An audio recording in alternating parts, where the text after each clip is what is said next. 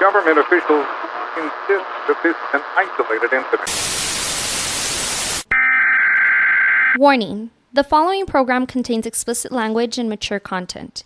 It is not meant for the easily offended. So if you are an emotional pussy, please refrain from listening. Thank you and enjoy.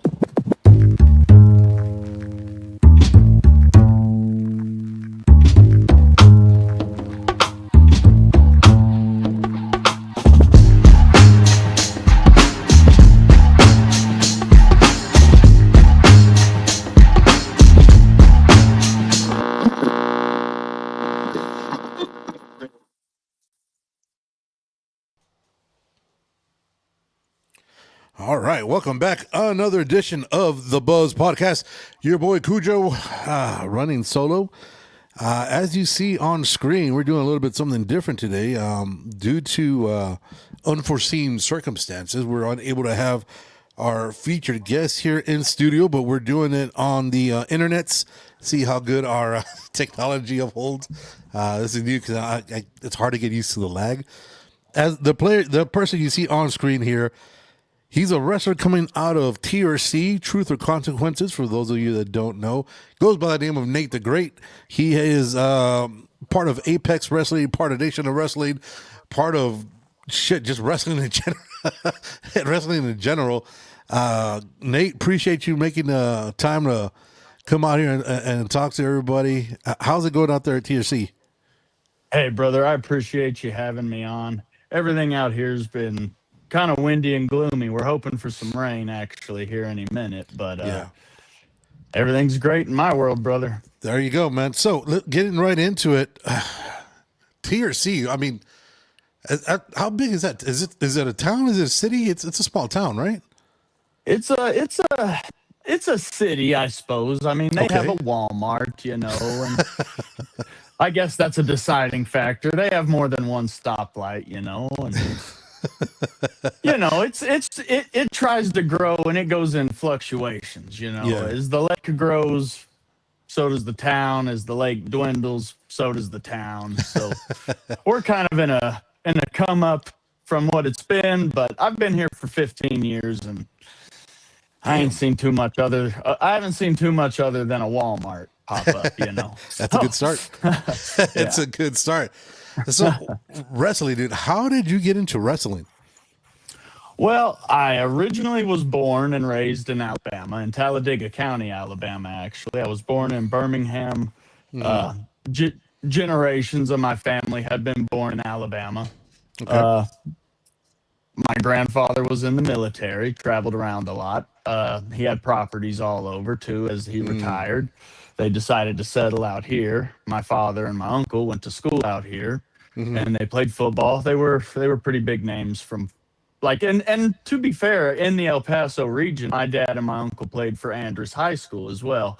Okay. For, like, I think freshman year, and then they moved out here in their sophomore year. But coming from Texas football to New Mexico football, they were already like superstar prodigies because it's different. Texas ball. Yeah, it's a religion. Yeah. Yeah, they're bred.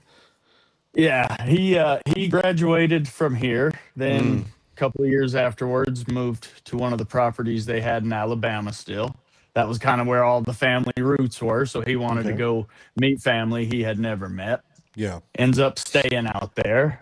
He ends up being the only one that stays out there. Everyone else moved to Texas and to here. So, 20-something years later, they've had a family and all, and my uncle needs help with his business. My dad comes out here. Here we are. And to be fair, wrestling had already had its early start in Alabama. I had an uncle. His name was Dolly. His name was Donnie Wallace, and him and his uncle wrestled for Continental for a while. Okay. Back in the territory days. So I've always been intrigued by it. My dad was always a fan. As a little kid, I'd try to sneak in and watch, behind his chair because my mom didn't like the Attitude Era none. So it was all smut to her. So That was the best era.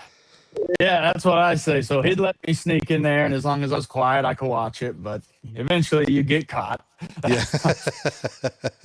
But as time grew, I just stayed being a fan, and it kind of mellowed out, I suppose, a little bit. And so, as you get older, mom kind of loses a little bit of grasp on what she can control. Mm-hmm. So, I just became a fan. I ended up moving out here in the seventh grade. So I was either 13, I believe. Yeah, 13 or 14. Okay. I ended up moving to a little strip out in the desert. Mm-hmm. But the guy three houses down actually used to do stuff for WCW in the territory days before it was Nitro and stuff. Yeah. And so his name was Jason Lakey. He's from Dallas, Texas, and just so happened we ended up moving to little Los Palomas right outside of Truth or Consequences. Okay. I became friends with his son. I was wearing a DX shirt one day, and so was he. And I was like, "Oh, DX, bro," and he was like, "Hey, DX," and so we started talking. He said his dad used to do it. Mm-hmm. I went over, started hanging out, showed interest. He started beating the crap out of me, training me a little bit, showing me it ain't all fun and games. And, Yeah. as we were friends and kept growing a relationship, he'd keep showing me things and training me. And it's not like he had a ring or nothing. So my early days was learning how to fall on a hardwood floor and hay bales and things like that, Damn. So little bit tougher than a trampoline or a mat, Yeah. Yeah. But you'd learn to fall nonetheless, and you'd learn to protect yourself and the other guy, and eventually, you'd clear out all the room, and you got a big living room. You'd have a match, and things would progress. And eventually, he had a barn that we had hollowed out and made a makeshift ring in, and that's where we trained till we were 17, 18, and he would do a couple little shows here and there for people not really affiliated with anything, and we would accompany him to those. Just a skinny kid and an overweight kid, and you'd get a pitter patter of claps. But I started noticing that by the end of things, people would be doing more than pitter patters, and so I started to notice, like, hey, I think I could do this. Yeah. And you get laughed at. You're a 150-pound 18-year-old punk.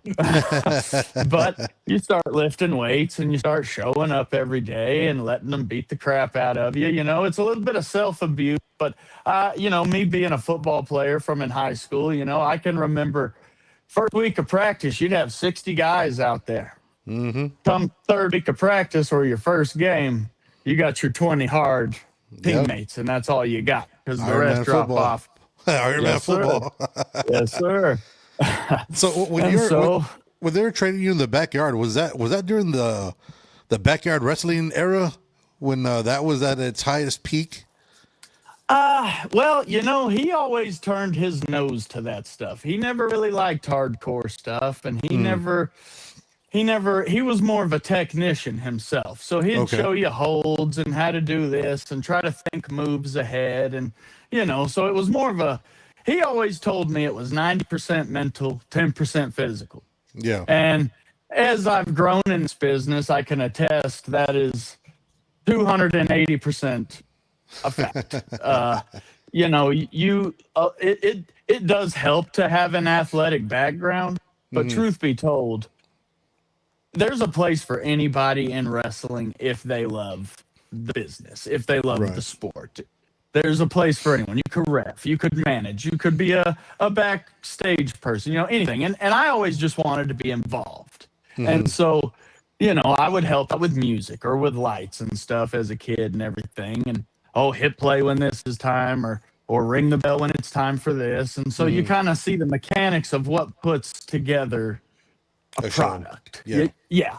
And, and I can only imagine what a TV scale would be. So, everything I've done has been low scale YouTube or whatever, no higher than that.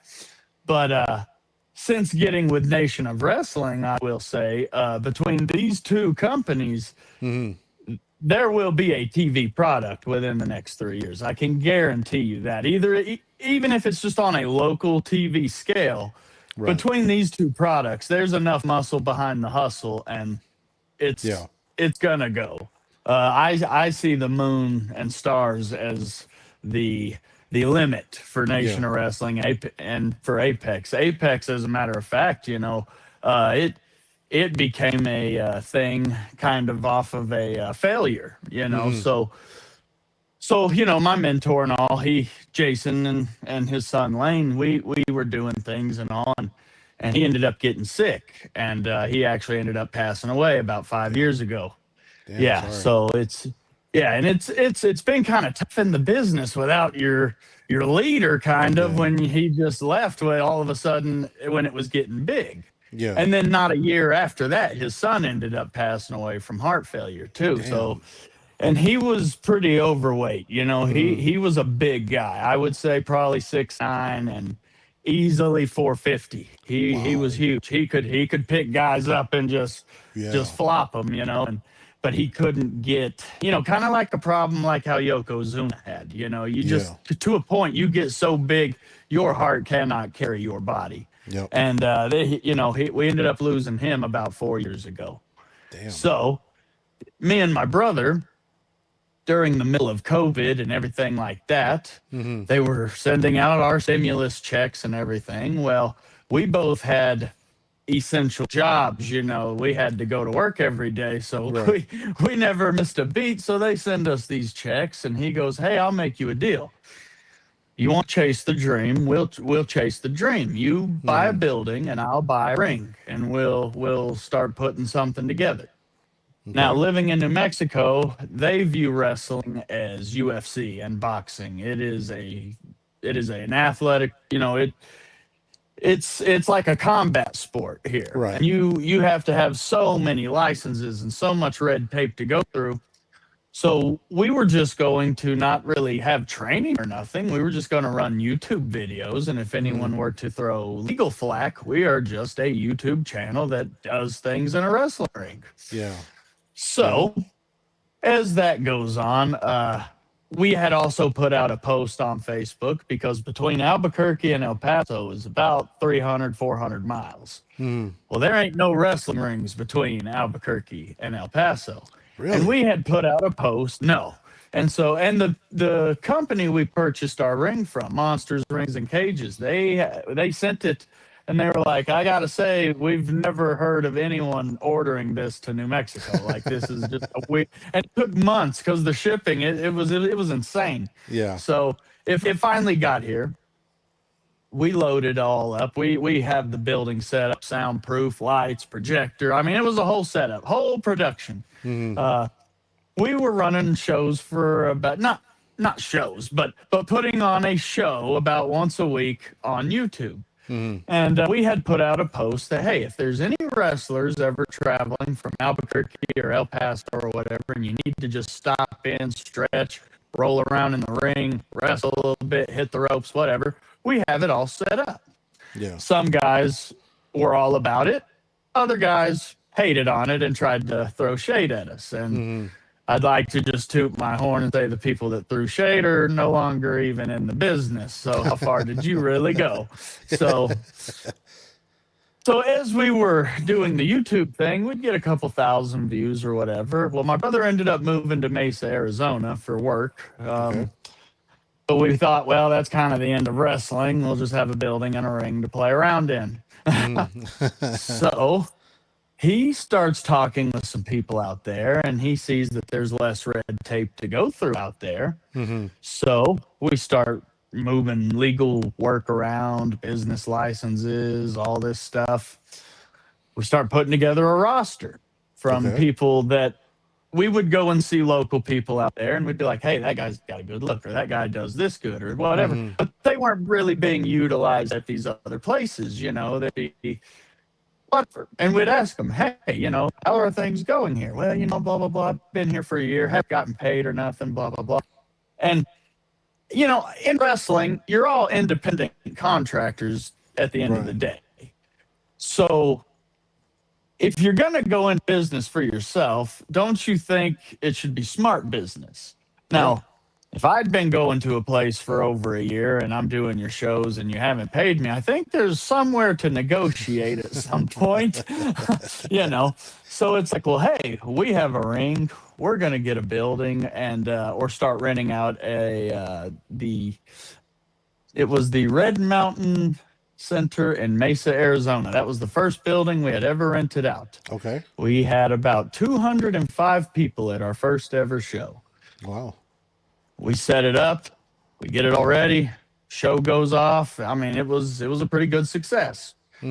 After that, I would say the rest of the first year was trying to play catch up because not that the crowd dwindled, but the expenses rose. So you would want to upgrade and do things or bring this person in or all sorts of things. Right. And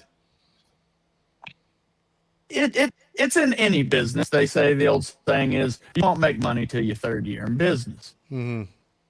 That's pretty true for any spectrum of business, I can say. I've done everything from working at schools to working at restaurants to doing construction to everything. And it all comes down to that.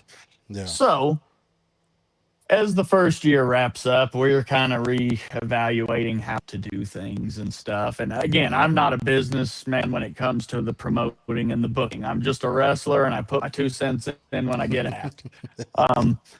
But this year has really, we ended up having a falling out after that first year with the Red Mountain Center. So due to finances and stuff, we were like, well, we can't afford to come here anymore. And we were bringing pretty big crowds, and they wouldn't let us sell merch hardly. They wouldn't let us sell concessions hardly. It was kind of like tying your left hand up and only using the right. So it's only half good.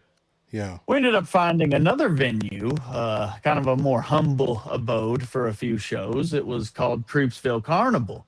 And over there at the carnival, we introduced a new brand, more of a developmental brand for a smaller thing, and it was TIW. This is wrestling, and we would bring guys in that were training and stuff because hey, you can't fit a lot of people in here, so come in here. If you make a mess up, that's okay. Here's the place to do it. You know what I'm saying? Yeah, it's time to learn. Yeah, just a learning experience, and that was a great success.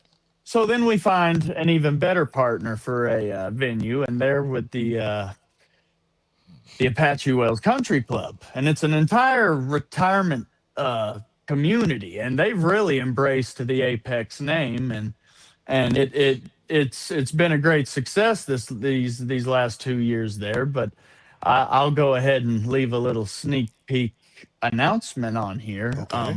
Apex is in the works of owning their own facility and opening the Apex Wrestling Center, where you can come and train, you can come and learn, you can come and shop, you can come to the shows. There'll be a storefront, there'll be a venue in the back, and I mean, sky's the limit. We could probably fit 500 people in there, you know. Okay. The first show in there should be sometime in June. I'll let that slide a little bit out there.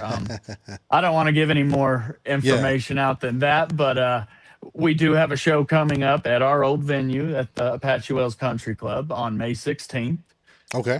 We're gonna have a couple stars from Nation of Wrestling coming.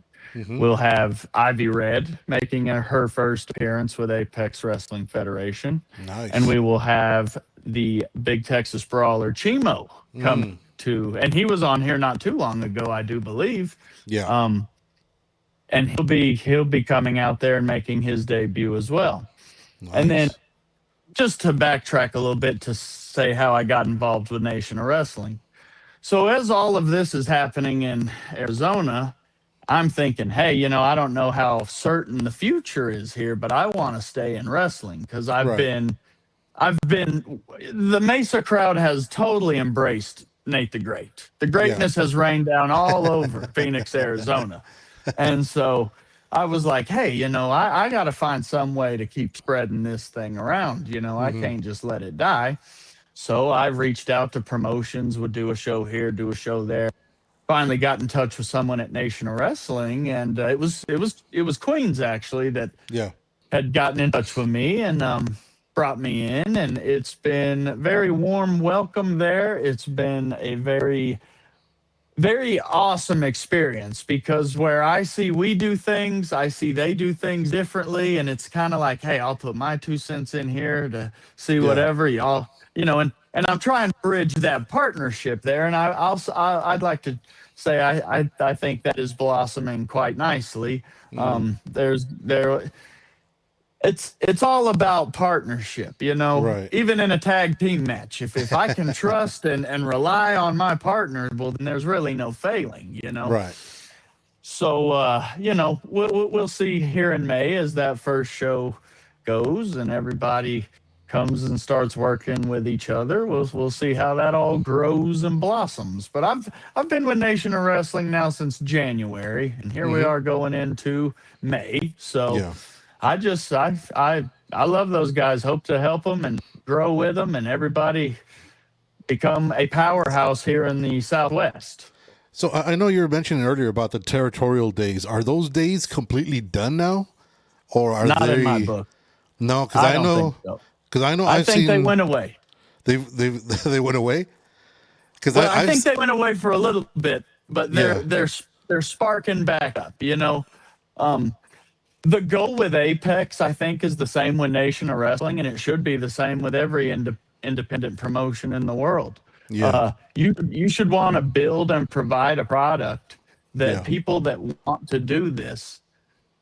I don't agree that WWE, AEW, those aren't the be all end alls. Right. There's now TNA, there's now NWA sprouting back up and becoming very widespread everywhere. Yeah. And I don't see why Apex or Nation of Wrestling or anywhere in between shouldn't be striving to say, hey, why can't we have a product? I mean, think about the WCCW in Dallas, World Class Championship Wrestling. If those guys would have stuck together and invested in their own product instead Yeah. of jumping ship to WWF or whatever, they'd still be around today. It'd probably be an even bigger power. There's no telling, the what if or whatever. But Right.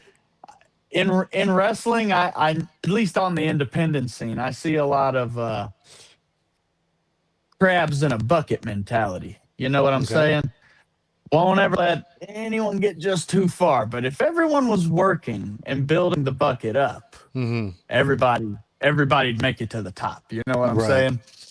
And I want to help fill that water in that bucket to help get everything up there to the top. Because WWE to me anymore is stale. It's Yeah. all cookie cutter. There is no draw other than the product itself. Now, Right. don't get me wrong. I'm a fan of Cody Rhodes. I'm a fan of all the guys of old and Randy Orton and all those guys. But Yeah. but there's no enigma. There's no guy bigger than life, And with Hulk Hogan, he was a bit of a hero and inspiration in the early days and kind of molded who I became and everything, and Yeah. and so I look at that and I go, even The Rock is not the level that he was. The Right. Rock has been a movie star more than he was a wrestler. Yeah. So at this point, you're an actor that has done wrestling before. Right. I would say John Cena is the person that got the closest to that, but never changed it. Like he didn't change the business. He didn't leave an outlasting mark on the business. And now that he's retired, he will just be known as what he was known as, Yeah. Hulk Hogan will be talked about till the end of time. Yeah. He is the Babe Ruth of wrestling. Yeah. Absolutely. And Did I think wrestling's waiting for its next Hulk Hogan. That's what I think. And I think Nate the Great maybe not be that big, but we can get pretty close, brother. Do you think there will ever be another Hogan? Because I know people that, like you're mentioning John Cena right now. A lot of people love John Cena. I don't see. So I'm part of that old school. I think after the Attitude Era, I quit watching because it got stale, like you said. It was kind of dry, and then there was no competition because before, with Nitro on, that helped. Exactly. That helped. You could see, even though Nitro was already basically just dwindling down, some of the ideas they had were amazing, and then they just fell apart. But like, I know a lot of people keep on saying, John Cena is the real one. John Cena, never seen the attraction or anything about John Cena. Because first of all, so I'm a hip hop head, and he comes up as this, the white hip hop head that I don't know what happened to that part. And like, I think right off the bat, he gave me a bad taste. And after that, I've never really, like, he's a funny actor at that, but I've never seen the attraction of a John Cena. So I'm like, is there? What would it take for another Hulk Hogan to come out? Because I just saw his Netflix show. I don't know if you've seen the documentary they just released of him. I think earlier this week or late last week, and he was like Michael Jackson used to be back in the day. He couldn't go anywhere because everybody, he's so recognizable. From the whole patriotism to the whole what is it, handlebar mustache, everything, to the do-rag. I mean, to just hearing his voice, people were in awe of this guy. What do you think it would take for there to be the next big thing? Well, I would say in a few different generations, there has been a person with that potential, but for Hulk Hogan, the stars aligned. You know what I'm saying? It was a very patriotic point in American history. I don't know if that is ever to come back. Let's be honest. The anti-hero these days is just still on the rise. So, for there to be another Hulk Hogan, this may sound a little strange to most, but I would say you would need a wrestler who is a little bit selfish with a product or his product in general. So when Hulk Hogan first went to the WWF, he had enough smarts to say, hey, if I'm leaving the AWA, that they want to put a belt on me and make me their guy, you give me your belt. I want to come out, debut, and I want to win your belt. I don't know that there's anyone that could go into there now, into any place, and be like, "Oh, hey, I want to win the main prize night one. I'm gonna slam and leg drop your guy, and it's gonna work." Right. I don't know that there's anyone in the world right now that would be that would even be remotely a possibility on the table. Let's just picture this. Could you imagine MJF coming to WWE? Pinning Cody Rhodes night one and taking the belt? No, that's impossible. No, that just it's But who knows? Somebody along the way could show up, and the stars could align one day. I would say CM Punk was very close and had a lot of potential in that generation. Okay, and I would say even back in Hogan's generation and before, the Von Erichs, had they stayed in Dallas and stayed in business for themselves, they would have all grown and been as big, but tragedy strikes more than once for them. That family was cursed.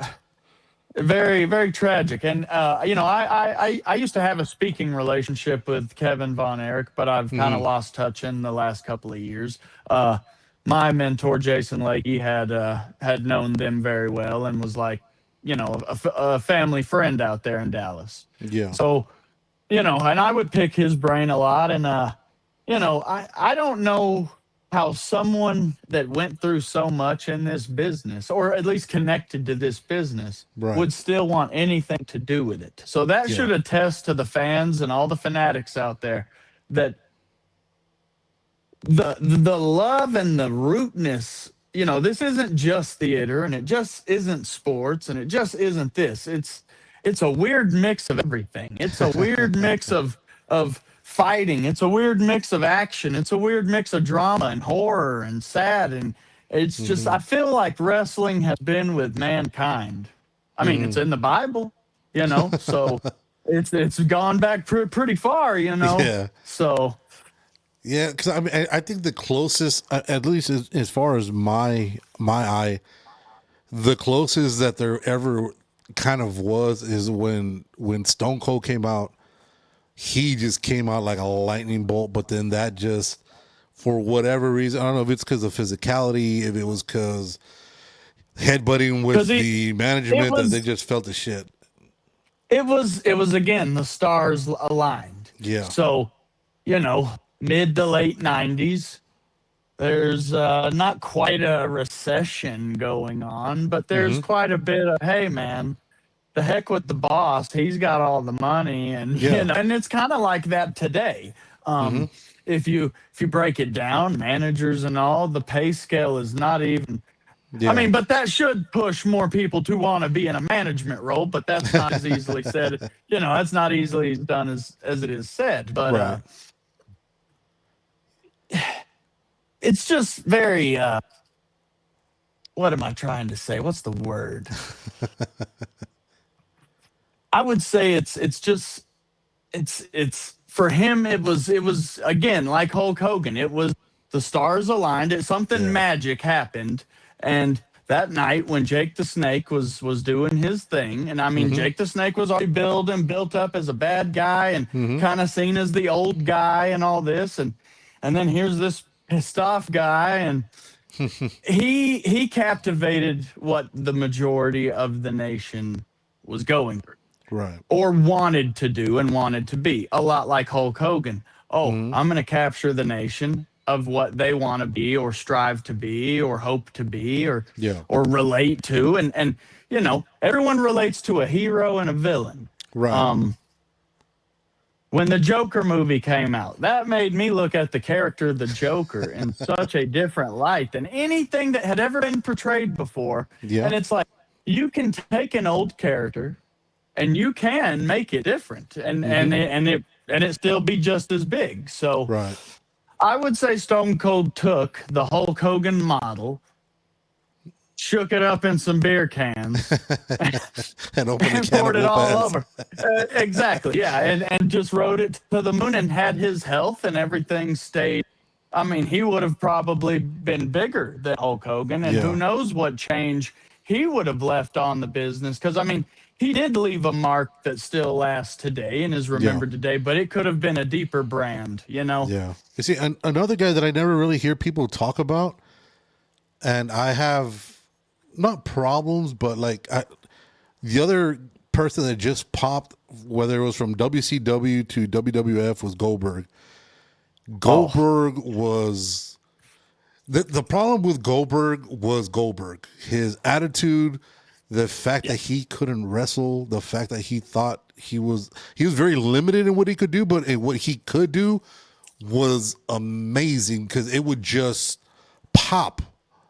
But I mean, that that goes to show you that it ain't always just about the wrestler in the ring to put right, on a good product. So those guys that were in the ring with him and those guys that were helping write, hey, go out there and stick to what you know. yeah, You're a football player. Tackle somebody, run right, through them, slam right, them, and he's a guy that, before he went to WCW, I didn't really know much about him in football. I was right. like, oh, okay, he No, he was a played football backup. before. He was a backup. Yeah, exactly. Yeah. And so when he came out there, I would say that the aura that surrounded Goldberg Mm-hmm. is a testament to Eric Bischoff, number one, because he Yep. said, hey, this guy is not a technical wrestler.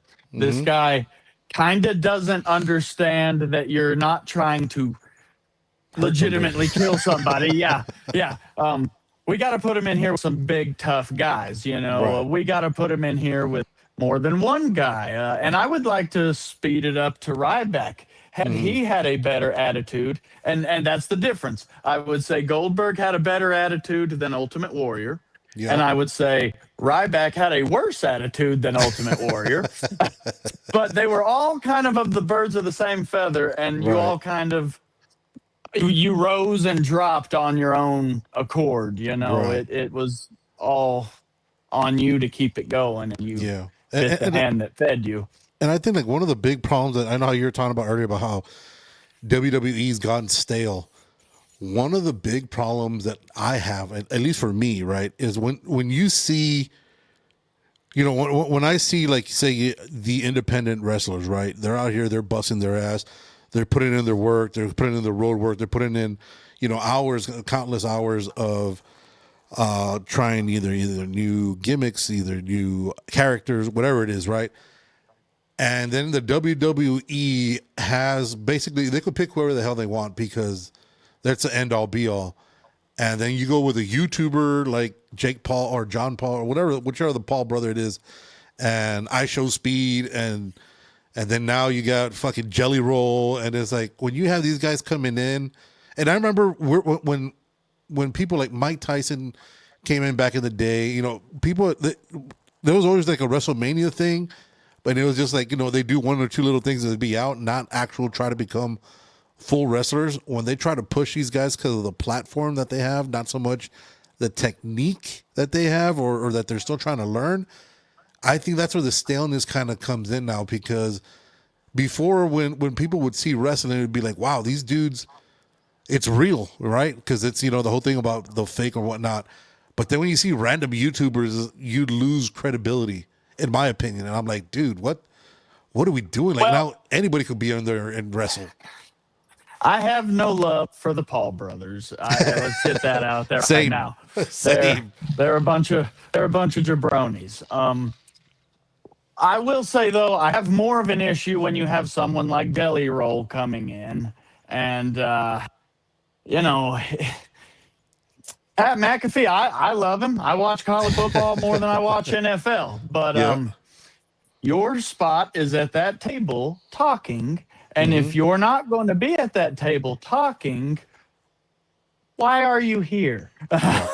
and that's not a dock on him, and he doesn't deserve to be in the ring or nothing. But it's like you said, WWE has basically become a Disney Channel type of company. Like, if it were to go down in stocks, the U.S. government would more than likely bail them out, and WWE would be saved via tax dollars. Yep. Yeah, like it's just to that level. It could never go away at this point. Yeah, it's just too big to fail.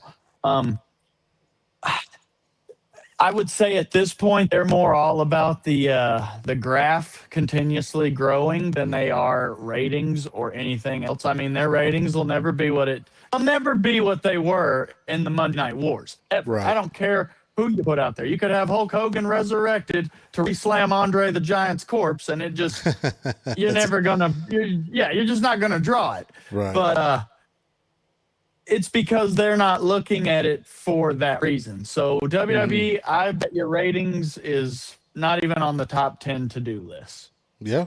It's merchandise, it's deals they can make, it's foreign deals they're really trying to push in Saudi Arabia and other countries. I think for WWE to get refocused on pushing stories and characters and stuff the fans and majority of people would care about, you would need AEW to step up 10 steps. They would need to solidify some kind of, you know what? I just thought something, and I'll tell you this. If John Cena didn't want to be done, and if John Cena wanted to make a ripple and a change and do it for real, it would have been a little better before he tried to go heel. But he could go to AEW and become anti-WWE. Can you imagine a 17-time WWE only? No WCW titles. No this. Just WWE titles collectively. 17 of them. And he leaves and says that place is a joke or whatever, and I'm going to fight for the other guys. I mean, that would bring AEW up big time. It would legitimize them in a way that no one else has been able to legitimize them. Even Sting to that level. It was cool when he went there, but you didn't legitimize them in my book. It would take somebody. That really wasn't Sting. That was that wasn't Sting TNA anymore. Sting. Yeah, if TNA Sting was at AEW, different story. Yeah, and if Edge years ago and Daniel Bryan years ago had first went, but you're in the twilight now, and I hate to say it because those two guys I really looked up to and have grown up with them, but they're in the twilight, and it's going to take people.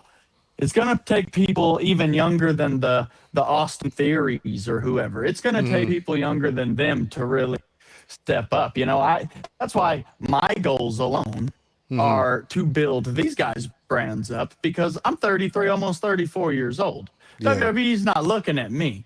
You know what I'm saying? It'd be interesting if they ever were to be in contact, but I don't see myself as the next DDP. I see myself as trying to really grow these guys and help legitimize the next group to spring above where we are.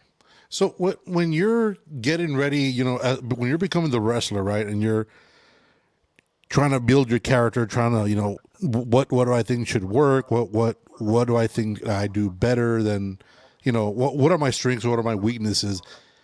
And you're starting to put together, everybody has their signature moves, their finishers and all that. Did you ever, or have you ever thought about like the consequences that a move can do to your body physically? Like the way, like I said, I just finished that Hulk Hogan documentary. He had to have 12 back surgeries just because of the leg drop alone. 20. And that was just because of the leg drop alone. Not. And even though it seems so minuscule, he's doing that move at least 300 times a year per shows, not including when he's practicing, not including, the back shot that he's taking from the chairs or whatever else, the body slams. Did that ever come into your mind, or is it just whatever I can physically do, fuck it, let's go for it? Well, for me, anyways, the way I was taught was you would want to have a finisher you pretty much apply to any person. Right. So if I'm in there with 500-pound guy, can I still get a finisher on him? Right. I used to use a variant of the stunner for a long time. But what changed that was crowd reaction. I noticed when I did another move, which is basically Hulk Hogan, big boot, variant of the leg drop. Yeah. When I would do that, the crowd would react a little more. And it was something that in my book, like the only people that should be wrestling 360 days is WWE. They're making the millions of dollars. You know what I'm saying? Yeah. There is no reason in the world today for someone to be putting the body through that. And plus, the means to are not as easily available. Let's be honest, the supplements back then were a little more easily accessible and not so frowned upon and all this, Yeah. Nowadays, to get that go juice and stuff, not easy, and you're probably not going to get work in too many places when you're testing dirty. So are the companies testing? Do the different promotions test, or do you find there's quite a bit of them that just don't care? I don't find it too often, but I've heard from the guys, on the road that go more to the East Coast and things out there. It's at least the bigger ones. They want to make sure they're not bringing it, because you're an investment as a talent. The company's investing in you, so they vet you by how much are you sharing your own product. Because if you're not sharing product, why do I need you? You're not going to get my brand out. You're not going to, So I would say when they're looking, especially these bigger guys, I would imagine that on the TV level, even more so, they want to see you putting in the work and putting in the hustle, and they want to see a comeback from that too. So anyone can get on there and make videos every day, but is anyone watching? You know what I'm saying? Right. So they want to see growth. They want to see, okay, I've been in talks with people in Canada actually, and they are even more picky, choosy. And I'm not going to say names, nothing, but right. But yeah, no, they are very like Canada's still kind of like Mexico.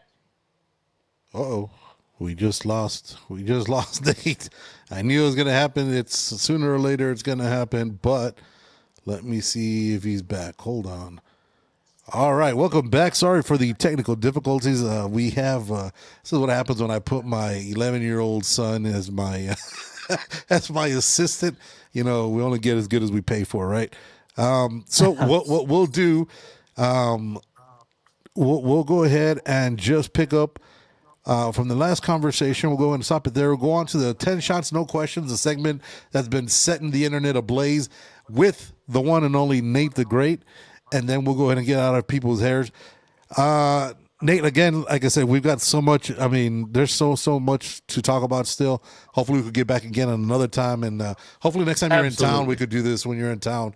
And then that way we could just get that out there. But the way this works, 10 shots, no chaser, the Nate Great edition is 10 questions off the top of my head that I have written down per chat GPT. And also, I think I have one bonus question on there. So these are going to be questions that we're trying to go through speed round. First thing comes to your head, first answer comes to your head, no matter how crazy or whatnot. We'll go through it. First question. What's the most random or ridiculous job you think you'd be amazing at? Oh, that I would be amazing at. Yeah. Probably a Pokemon card dealer. Shit. Oh, fair enough. If you had to survive a month with only one fast food spot, which one are you trusting with your life? Oh, brother, it's tough. Ooh, probably Subway. Subway. Ooh, I can't stand the smell of that bread. I hate the smell of that bread. I mean, when you're eating there and you leave, you smell like Subway for like 6 days. You get one, no consequences, 24-hour pass. What are you doing first? Ooh, probably stealing a NASCAR. That would be crazy. All right. When do you feel the most misunderstood? Most misunderstood. Probably when I'm angry. When I'm angry. It's pretty difficult to express. Okay. What's a moment in your life that quietly changed everything for you? Probably, ooh, man. Probably my mentor dying. Yeah. That really made you have to stand up and do it on your own and figure it out, sink or swim. So probably that. Okay. When you're alone with your thoughts, what tends to hit you the hardest? The past, regrets. Yeah. Yeah. What does success look like to you now versus 5 years ago? Ooh. Well, raising my kids and making a livable wage doing the thing I love. Okay. How do you separate your character from who you really are, or do you?